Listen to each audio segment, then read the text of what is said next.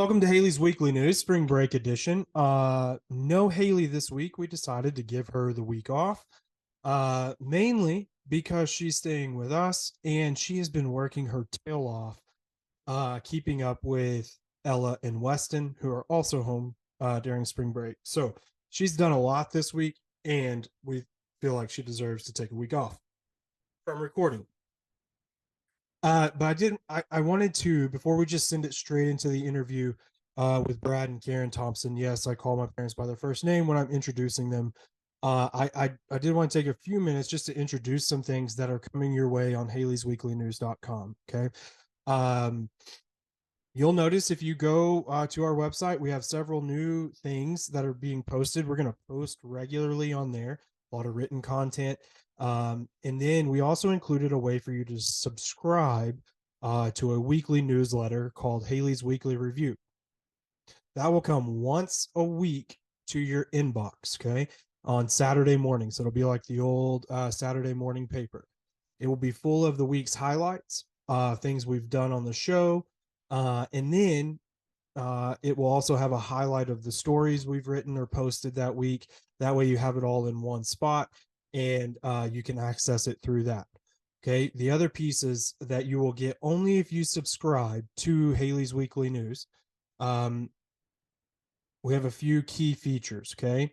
One is Guess the Text. That's the favorite game that we love to play with ourselves and love to play with friends. If you have received a text message from Haley, you know what we're talking about. Every now and then, her words get jumbled up and it shoots out a text that we have no way of understanding. Okay. So, we have created a game for you to try to guess what Haley is saying in her text message. She is totally on board with this. She thinks it's funny. And she cracks herself up with some of the things she says through a text message. So we wanted to share that fun with you in a newsletter. There will be an opportunity once I get everything worked out and make sure that I have it correct. There will be a way for you to respond to the newsletter with your answer. Okay. And then the correct answer will come on the next week's Haley's Weekly Review. All right. So that's one of the fun things that you get if you subscribe. You also will get additional stories that are not available just on the regular website. One of those being a weekly edition of You Know You Have a Haley. This is where it all started. It started on a blog that I created 5 years ago, 6 years ago. I just wanted to tell funny Haley stories that were only really funny and had a ton of meaning because we have a Haley, right? And there are just things that she does that are hilarious, and there are things that she does that make us have to prepare differently for certain events. And so I want to bring that back, and we're going to do that in the newsletter. So make sure you subscribe to find out the weekly, You Know You Have a Haley, and the weekly Guess the Text. Okay. Last thing that we want to include in this newsletter, because we want to make sure it's worth your time. We're going to start including, and we're going to start with the Amarillo area. We're going to start including resources that we've come across, or programs or events that we've come across that we want you to know about. Okay. We want to make sure that you have access or at least awareness of them. So that way we can connect you to programs that will help you and your family. Okay. So that's another awesome, that the segment in the newsletter will come with links. So you'll be able to go directly to the information from the newsletter, right? So we're excited about that. Like I said, we want to make it worth your time. We want to make it worth a share. So that way you'll forward it on, and that way we can build this thing up and make it explode. We're sharing, we are providing hope and lifting spirits through exploring the world of special needs. And that's what we're doing. That's what the newsletter is going to do every week. And so we hope you subscribe and take part in that, because it's just going to be a great addition. The other thing I wanted you to know about is we are now beyond just YouTube. Okay. Last week we uh, became available on Spotify, Apple Podcasts, and Amazon Podcasts. So really anywhere that you receive your podcast shows and episodes, we are now available, and we are Haley's Weekly News. Okay. So go in, type that in, make sure you subscribe to the channel, and like and review the episodes as you listen to them. We're always going to be on YouTube as a video platform, but we also wanted this audio component for you, just more ways that you can listen and tune in. All right. So that was a real quick. Um, that's what we're doing. That's what we're working on. We want to get information to you. We want to spread hope. And the newsletter and the podcasts are just more ways that we're going to be able to do that and reach a broader audience. So thank you for tuning in every week. And without further delay on Haley's Weekly News, here's Brad and Karen Thompson.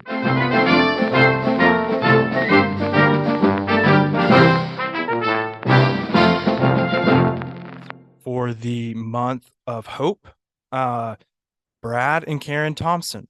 Yes, same last name, same family tree. These are our parents. And it is very cool to be able to do something like this and share it with your family. Start with what led you to starting the Haley Project. I think that would be good. Like, what are some of the things that happened early on with Haley that kind of opened your eyes to the possible work that could be done?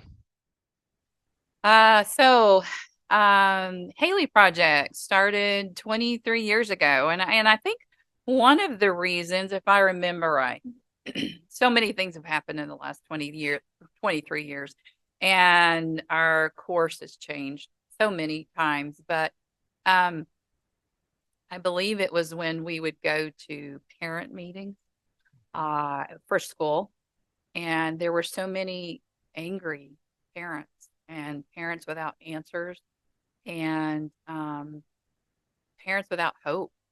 And so that's where it started. We thought there's a lot of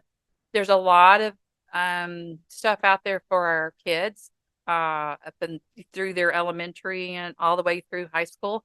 But there's not just a whole lot of stuff and information for parents, and there's not a lot of resources for parents, and especially after our kids get out of school. So I think that's where the Haley Project started. So when we kind of made that decision, I went back to school, hurried through a master's degree in counseling. Funny part of that story, I got a counseling license, never intending to do counseling, but because it had an MED on it at the time, and we really thought we would work with families and schools and help kind of mediate that process to make school a better experience for kids and families. And just as I started the program, they changed it from an MED to an MA, so I didn't even get those letters. But it did open some doors for us to be able to start working with schools and with families to try to be kind of a calming, middle of the road voice that would help everyone to work together and understand each other better and for the good of the student. So that's kind of where it started.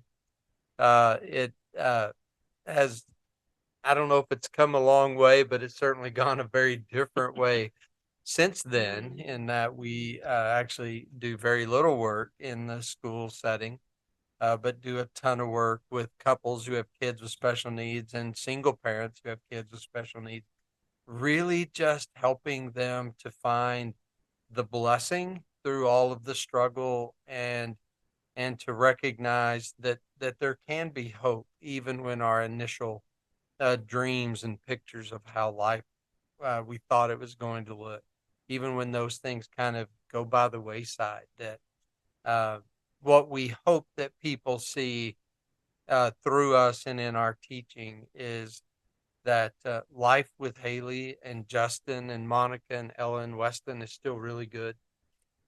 even when it doesn't look anything like we thought it might 33 years ago. And even though it's really hard sometimes and difficult and different, but we're still really blessed. And we don't think that's because we're special. We think it's available to everyone. Yeah, so I think another part of the Haley project that we also Okay. is our Wednesday night class. And once again, it's about providing a place where adults with special needs can go on Wednesday night, but also a place where we try to twice a month also provide a social night for them that allows parents, if they still live at home, that allows parents to have a little bit of time by themselves, and also gives an opportunity for our kids or adults to interact with peers their age, which is what they're created. We're all created for that. And so with part of the Haley Project, that's another thing that we've done too. And we try to continue our education. Right now I'm trying to finish my master's in as a licensed psychological associate, and hopefully, Lord willing, if all goes well, then I'll graduate this December with that. And that will also hopefully allow us and open some more doors for us and allow us to even to help more. And once again, to provide hope for the families, not only to mom and dad, but also to the kids that are involved. Yeah.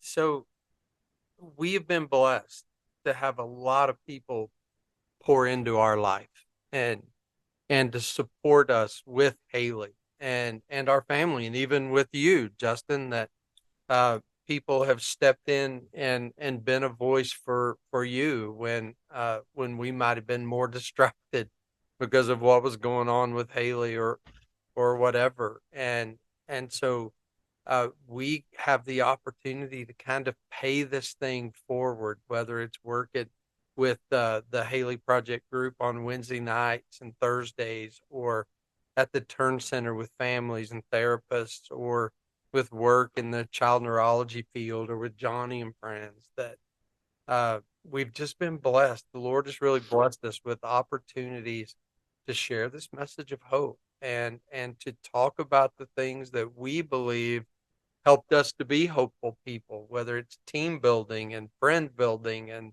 community building and education and opportunities, and putting our kids out there, and letting Haley be a voice and a part of her community, and even things like this podcast that you're doing that allow her to experience the world and the world to experience her.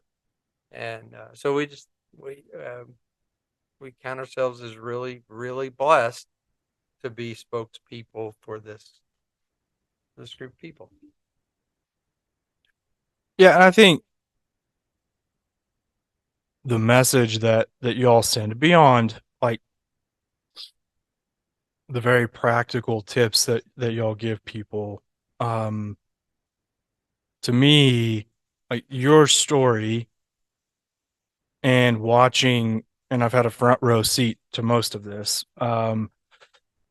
your story aligns with what we're trying to communicate. And I don't know if it's because I just want it to, or if it, this is the only family that I was born into, so this is what I have, right? But you've never said no to changing your course over time. Like you started out, you've said no to some things on the outside, and you learned what you should be doing and what you shouldn't be doing. But for the most part, like you started by driving around in that BlackBerry Saturn. Even before that, it was the Geo Metro. Driving to tiny towns in the Texas Panhandle and meeting with parents, right? Like on school nights. And to go from that and blowing out a tire on the side of the road and then locking yourself out of the car and only having rubber soled shoes to try to break open your sunroof. Yeah. Yeah. Like, you've gone from that to working primarily with marriages and family units, and then also you've done a great deal of work in the medical field, working with doctors' offices and parents in that setting. Like, y'all have traveled the lifespan of a child so far, and you're not done yet, because Haley's only 33, so you're going to pick up more things, as we continue. But, like, I think the reason we wanted to start, I'll include Haley in this, even though she has very little to say on the guest booking, except for getting the dates wrong. It's one of those, to me, that y'all exemplify what we're trying to communicate. That's, yeah, there's some fear involved. Yes, there's a lot of things that don't go right. A 4-hour surgery turns into 2.5 months in a hospital, and a lifelong struggle to attempt to get back to what Haley had at that point, right? And then, like, there's just things that happen all the time, yet you never keep moving, you never stop moving forward. And I think that's a really powerful story. And the fact that you're not just doing it for yourselves, you're also doing it for other people. So I don't want that to be lost. And, like, again, getting to watch that's one of the reasons why we take risks, even when the timing may not be great. So real quick, and you can go into as much detail or as little on these questions. Where do you find your hope? So really, for me, it's going to be a simple answer. And so I'm going to answer both. I think the next question too is where I find my hope, honestly, is in Haley's smile every day. It's a lot for her to get up every day, and it's a lot for her to, it takes a lot for her to manage each day. And so I find my hope in that. And and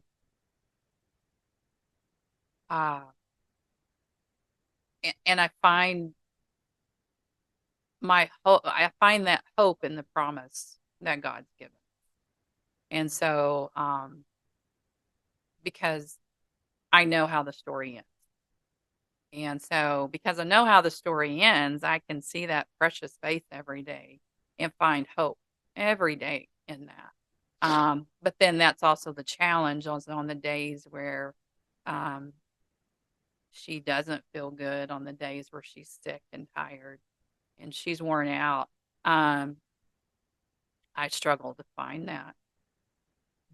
But I still go back to the hope that of God's promises. I know how the story ends.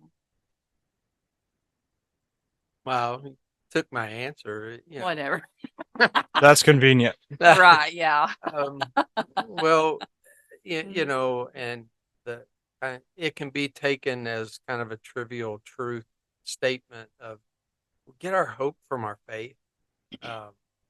We don't believe God was caught off guard the day Haley was born. We don't believe he was having a bad day, and that doesn't sit beautifully with everyone who hears that, and that's okay.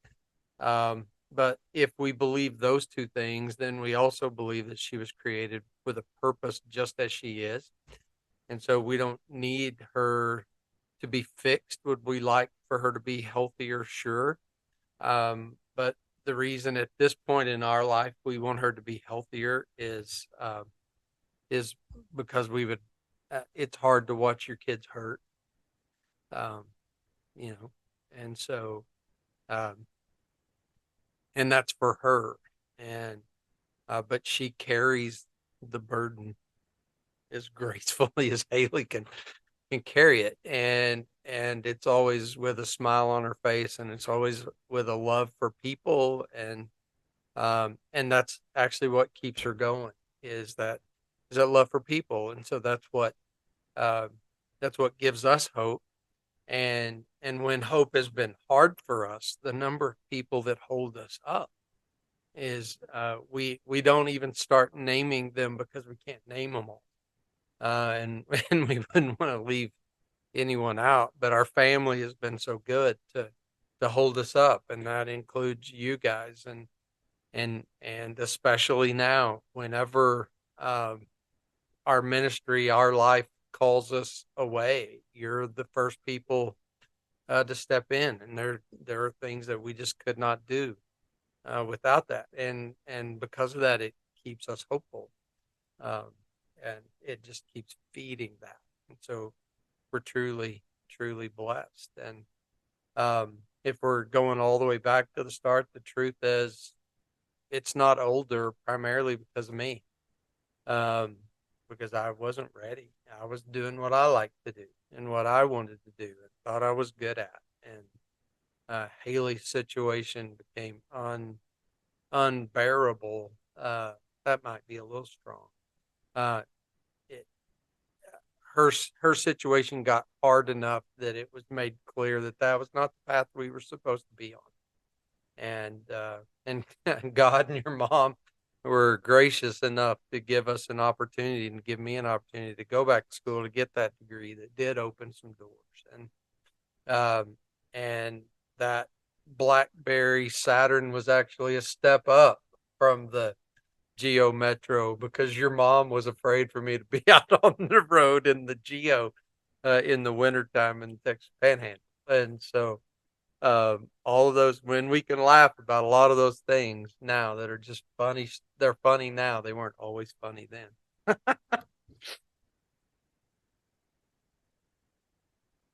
Yeah, we have to laugh about them. I mean, except for the emotional scarring I received when, you would purposefully not keep your car running. So I'd have to push start it or help push start it with the old pop the clutch and get going, which I think a lot of kids miss out on these days. Oh, Bill's character. Most kids Wow. don't know there was ever a clutch or a stick shift in a car. So, Yeah. Yeah. So, the character that you built. So speaking of building character, how do you, and you've touched on this a lot, so this might be a short answer, but how do you then maintain your hope through all of this? Like at every turn, you've had to face something, right? Whether it's Haley's health, whether it's your travel schedule, uh, doors being closed, not by your choice, right? Like programs have come and gone, and you've adjusted and you've moved in a different direction. How do you maintain hope, especially from a parent side? Because you'll get to give some professional tips here in a minute, but from a parenting side, how do you maintain that? The professional side easier, and some of it's the perspective of age, which is probably the parent side too. Of yeah, we've been told no way more than we've been told yes, but we have always gotten enough yeses to do what, and I'm just going to say it, what God had for us to do, and so as we look back, we see that really clearly, which gives us confidence that even now, when we get a no or a door closes, um, our eyes almost perk up now to look for what's coming next, because there's in 30 years, there's always been a next. There's always been another thing that if the door behind us hadn't been closed, we wouldn't have had the capacity or the bandwidth or the ability to say yes to the next thing, which was not better, just moving down the road. Yeah, I think it's I think one way, and especially as young parents, it's time, because each step you take forward, when you get hit back, all you have to do is look to see where you've come from. And I think that helps us sustain hope is we can look back 33 years and see where we started. And we have come so far and handled so many things that I think we find hope. That's where we kind of find that hope builds our resilience, but which is a different subject. But I think to be able to look back and see where you've come from, and not everything, we didn't handle everything gracefully. Most everything we did not handle gracefully. But we made it through it. And that gives us hope when we get a new diagnosis, as Brad said, is closed doors, whatever it is, the new diagnosis, then that provides us hope that we can get through this one too. Some measure of confidence, dashed with hopefully some humility, that we've done hard things. And one of your mom's favorite lines is, life is hard, and we were created to do hard things. And so we can do that.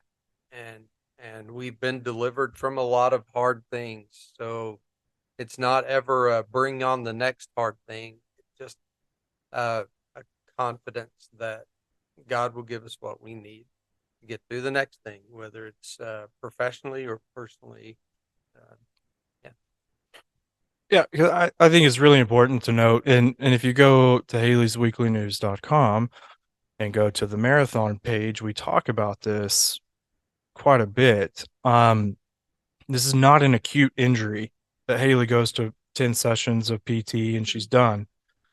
Like, Haley was first diagnosed with IDD in that, so far long ago it wasn't called that. It's changed 5 times to get to IDD, but from that point in the early to mid 90s to now, she's added 10 more diagnoses to her sheet, right? Mhm. Give or take, Yeah. 1 or 2. So I think it's really important to note that you're not just getting to the end of a broken arm and it's healed and you're on your way, right? Like, Right. this is a continued fight, a continued race that you're running.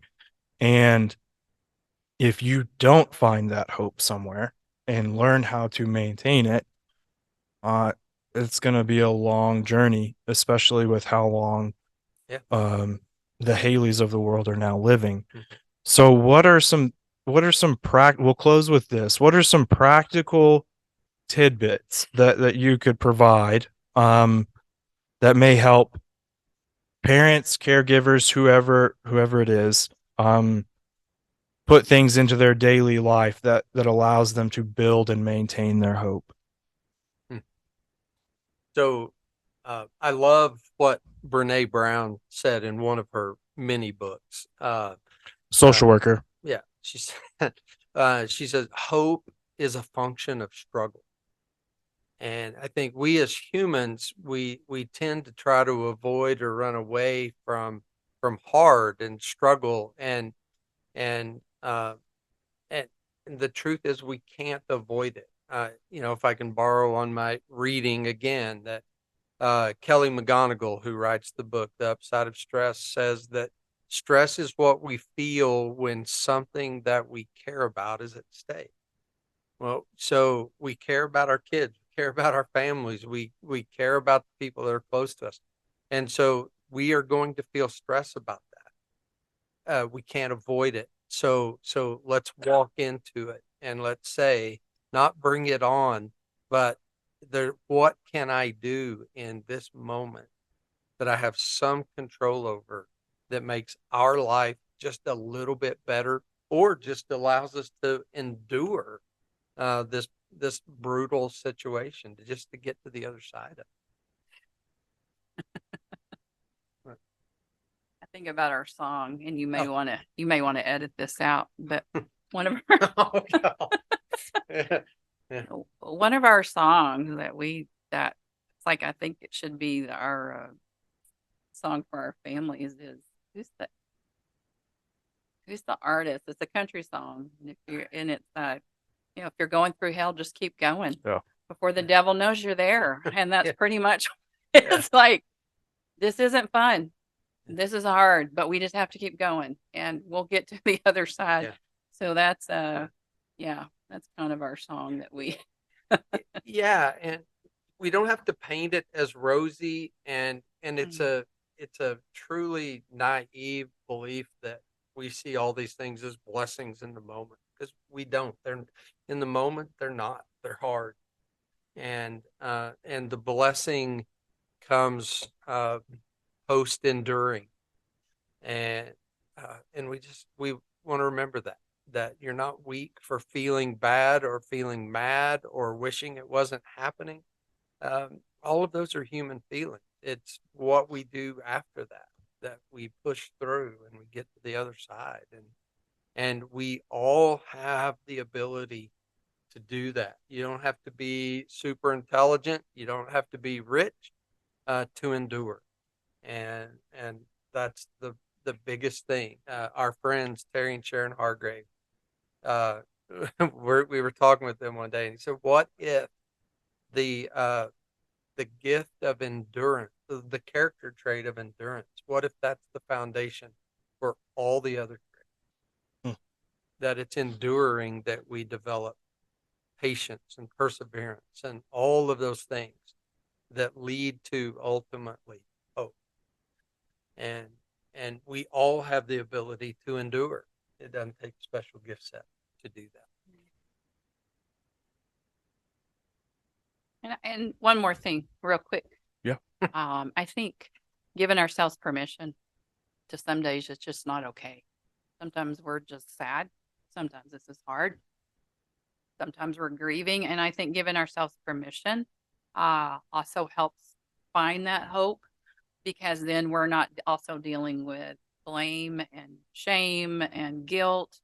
Give yourself permission, because sometimes it's just not okay. Yeah. But it will be. Yeah. We just keep going. Yeah. We have found ourselves saying in the last 6 to 9 months that this next thing that we're going through, we don't want. Yeah. We don't want to learn another lesson. We don't want another thing. We don't want another diagnosis.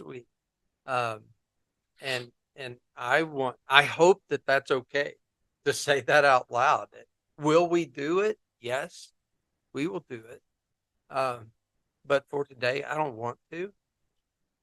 It's okay to say that, knowing that we're going to wake up tomorrow and we will do what's required to produce that best life possible, not just for Haley, but for us. This has been our best life possible too.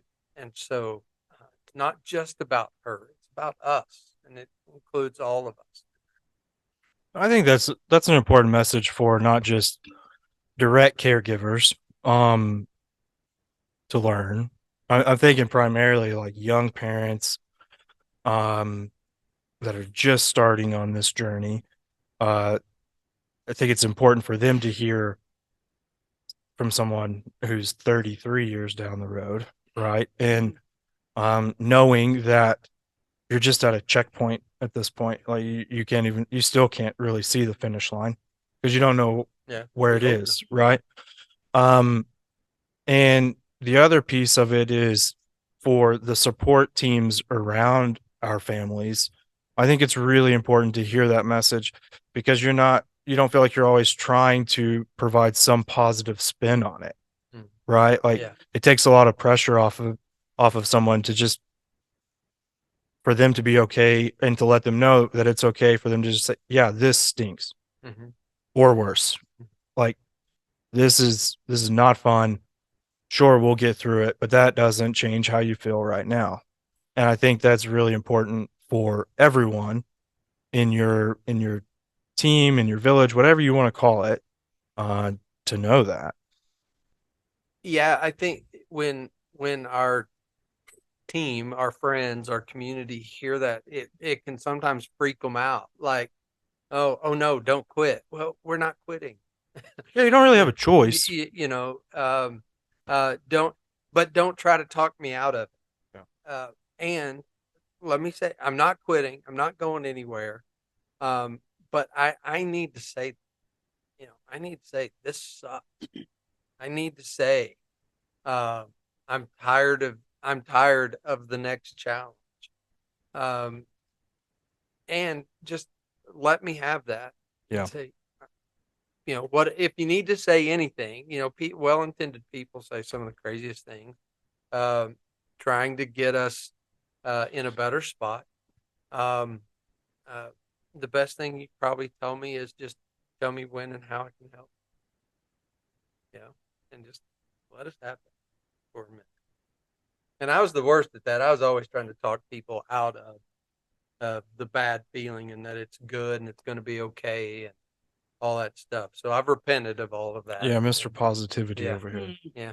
Optimistic all the time. And I will, hopefully I die being that person, but I've also realized that was not always helpful. Yeah. Yeah. It was not. So I keep looking at this clock and I've noticed An hour. it's wrong. hour wrong, but Yeah. just keep going strong because in a couple of weeks it'll be right again. no, Saturday.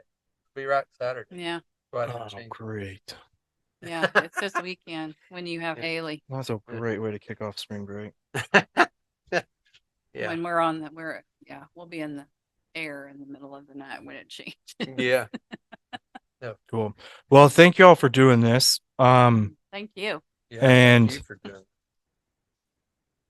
Yeah, this is going to help a lot. And I think a lot of people are going to connect with this one. And it's a perfect way to kick off our guests for our month of hope. All right. Awesome.